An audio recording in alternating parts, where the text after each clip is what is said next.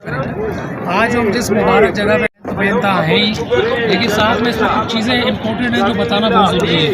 اب جب ہم اپنی اس جگہ پر آئیں زیارت کرنے کے لیے تو ہمیں اس کا پتہ ہونا چاہیے کہ یہ کون سی جگہ ہے۔ یہ مقام ہے احد کی جگہ، یہ غزوہ احد جو اسلام کی دوسری بڑی جنگ ہوئی تھی۔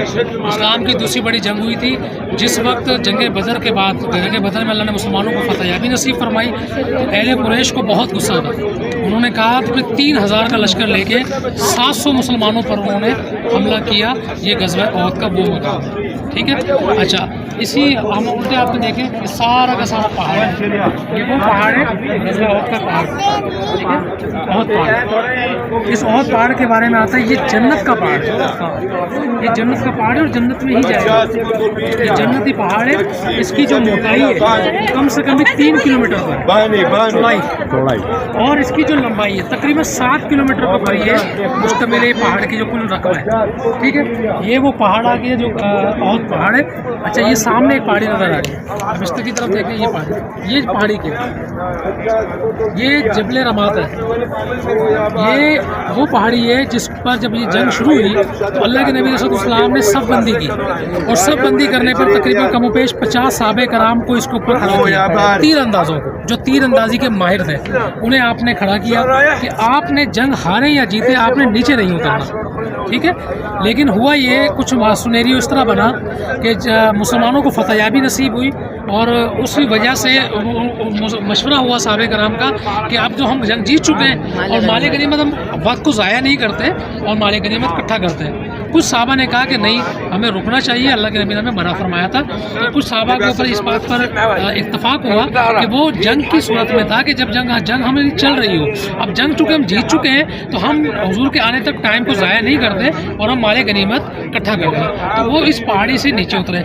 اس وقت خالد بن ولید رضی اللہ عنہ ان کی کمان کر رہے تھے، اور خالد بن ولید رضی اللہ عنہ دنیا کے سب سے بہترین سپہ سالار ہیں، اور جنہوں نے اتنی جنگیں لڑی ہے کہ شاید کوئی لڑنے کا تصور کر سکتا ہے۔ اور انہوں نے بڑی مہارت کے ساتھ جب یہ دیکھا کہ پہاڑی جو ہے انہوں نے چھوڑ دی ہے، تو پہاڑی کے پیچھے سے آئے، اور انہوں نے آنے کے بعد بہت سارے مسلمانوں کو، یعنی کہ اس وقت جو صحابہ کرام تھے ان کو یہاں شہید کیا، اور کم و بیش 70 صحابہ کرام اس جگہ پر شہید ہوئے، جن میں 2 بڑی نامور شخصیات ہیں۔ ایک سید الشہداء، جس کو اللہ کے نبی صلی اللہ علیہ وسلم نے لقب دیا سید الشہداء۔ کون تھے یہ؟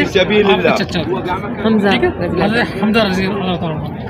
اب یہ جو باؤنڈری لگی ہوئی ہے وہاں سے وہاں تک ایک باؤنڈری جس میں 70 صحابہ کرام مدفون ہیں، جس میں حضرت حمزہ رضی اللہ عنہ کی قبر مبارک ہے، اور ایک اس میں صحابی ہے حضرت مصعب بن عمیر رضی اللہ عنہ۔ یہ شاید نام آپ نے کم سنا ہو، حضرت مصعب بن عمیر رضی اللہ عنہ۔ یہ اتنے زبردست صحابی ہیں، ان کے بارے میں آتا ہے کہ یہ اتنے پیسے والے صحابی تھے کہ جس اہل مکہ میں جہاں سے گزر کرتے تھے تو اسی خوشبو سے لوگ پہچان لیتے تھے، اتنی اعلیٰ قسم کی خوشبو لگایا کرتے تھے۔ مصعب بن عمیر رضی اللہ عنہ، اور بہت مالدار تھے، یعنی آج کے حساب سے لاکھوں روپے کا سوٹ پہنا کرتے تھے اگر کرنسی کو متبادل کیا جائے۔ لیکن عالم یہ دیکھیں جب دین پر آئے تو جگہ مسلمان جو ان کے گھر والے تھے وہ غیر مسلم تھے، تو انہوں نے جب یہ دیکھا کہ یہ مسلمان ہو گئے، انہوں نے ان کے کپڑے تک بھی جو پہنے ہوئے تھے وہ بھی انہوں نے اتار لیے، اور جب یہ شہید ہوئے تو وہ بڑا دردناک واقعہ تھا کہ ان کے اوپر اوڑھنے کے لیے کفن بھی پورا نہیں تھا۔ تو جب منہ ڈھکتے تھے تو پیر کھلے ہوتے تھے، پیر ڈھکتے تھے تو جو ہے منہ کھلا ہو جاتا تھا۔ تو اللہ کے نبی صلی اللہ علیہ وسلم نے فرمایا کہ منہ کو ڈھک دو، اور پیروں کے اوپر کھجور کی چھال رکھ کے ان کی تدفین کی گئی۔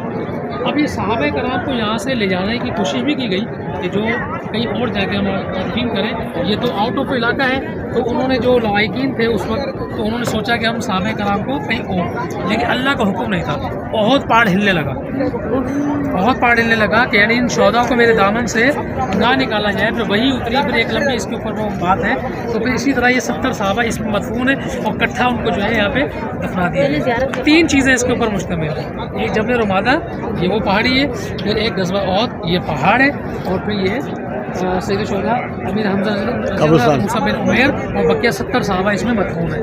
ابھی ہم جو ہے چلیں گے، فاتحہ خوانی پڑھیں گے، دعا کریں گے، اور اس کے بعد پھر ہم واپسی کی طرف چلیں گے۔ بیچ میں 2 بنی ہیں، 2 قبریں ایک ساتھ ہیں، وہ بڑی باؤنڈری میں 70 صحابہ کا ہے۔ اور آگے آ جائیں، اور آگے آ جائیں۔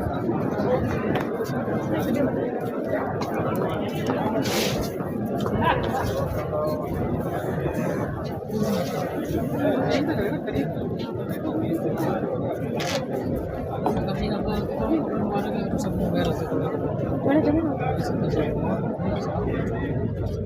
ایسے ان کی قبر کیا اس کو وجہ سے دو ہے. نماز پڑھیں دعا پڑھیں. بسم اللہ من الشیطان الرجیم. بسم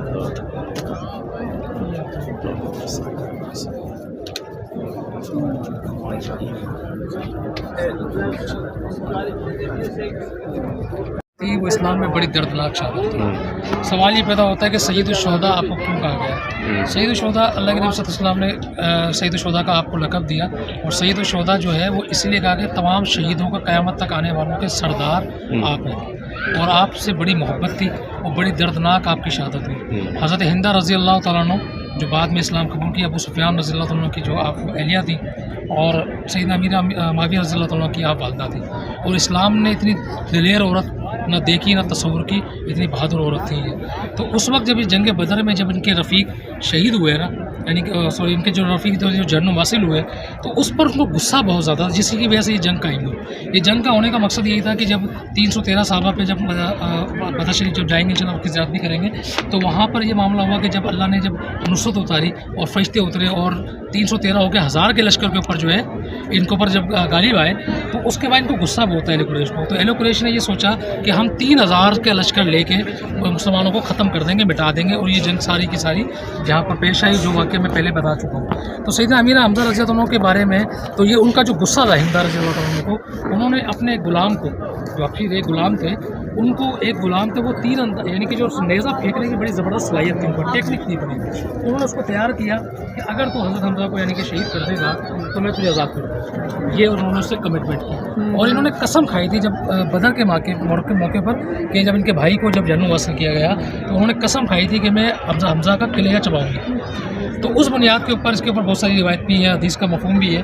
تو جب اس نے افشی نے جو امیر حمزہ کو جو نیزہ پھینکا، کیونکہ تلواروں میں کسی میں اتنی ضرورت نہیں تھی کہ جو حمزہ کا فیس کر سکے، کیونکہ اتنے دلیر تھے آپ. حضرت عمر اپنے دور کے اندر ان کے قریب نہیں آتے تھے، تو اب اندازہ لگاؤ کہ ان کی آپ کی کیا دلیری تھی. تو جب ان کو وار کیا جس سے وہ نیچے گرے اور شہید ہو گئے. جب آپ شہید ہوئے تو اس وقت ان کو پہاڑی کے اوپر اٹھا کے لے جایا گیا، اور لے جانے کے بعد ان کا سینہ چاک کیا گیا اور کلیجے کو کچا چبایا گیا، اور آنکھیں نکالی گئی، کان کاٹے گئے. اتنی دردناک شہادت تھی کہ اللہ کے نبی علیہ السلام اتنا روئے ہیں آپ کی شہادت کے اوپر کہ بے انتہا روئے ہیں اس کے اوپر. اور آپ نے پھر ان کو لقب دیا سید الشہداء. تو ایک تو آپ کے لاڈلے تھے، سب سے بڑی بات کہ اللہ کے نبی سب سے زیادہ محبت جو جس چچا کو کرتے تھے وہ آپ ہی تھے. اور اس وقت حضرت امیر حمزہ رضی اللہ عنہ نے آپ کا ساتھ دیا جس وقت سارے زمانے نے اللہ کے نبی کا ساتھ چھوڑا. اس وقت آپ اسلام جب قبول نہیں بھی کیا تھا تب بھی آپ نے ان کا ساتھ دیا. تو ان کی اہمیت بڑی حاصل ہے. اس لیے علماء کرام نے لکھا ہے، ہر انسان کا اپنا ایک تجربہ ہوتا ہے، تجزیہ ہوتا ہے، کوئی حدیث نہیں ہے لیکن اللہ تمام علماء کرام نے اس کو بیان کیا ہے، اس پہ لکھا ہے کہ اللہ کے نبی یعنی اس دور میں جب اللہ کے نبی سے کوئی کام لینا ہوتا تھا، کوئی کام کرانا ہوتا تھا، کوئی بات منوانی ہوتی تھی اہل قریش کو، تو وہ امیر حمزہ کے پاس جاتے تھے کہ آپ ان سے بات کریں، آپ کی بات جو ہے نا اللہ کے نبی کبھی منع نہیں کرتے تھے. تو علماء نے لکھا ہے کہ جب ہم اس طرح آئیں تو ان کے توسط سے دعا کریں تو وہ دعا قبول ہوتی ہے. باقی یہ ہر ایک تجربے کی بات ہے. ویسے بھی اور ایک مسئلہ یہ بھی ہے کہ جو اللہ کے ولی ہوتے ہیں ان کی قبروں پر ہزاروں رحمتیں برستی ہیں، اور جب ہزاروں رحمتیں ایک عام ولی پہ برستی ہے تو 1000 ولی اکٹھے ہو جائیں تو ایک صحابی کے پیروں کی دھول کے برابر نہیں ہو سکتے. تو بات یہ ہے کہ یہ تو پھر صحابی تو ہیں ہی، سید الشہداء بھی ہیں، اس کے بعد اللہ کے رسول کے چچا بھی ہیں، تو ان کے مناقب و مقام کے لیے تو اتنی بات ہی کافی ہے. تو یہ تھا اس کا واقعہ جو ہمارا ادھورا رہ گیا تھا ان کی شہادت کا. اور کچھ چیز پوچھنی ہے؟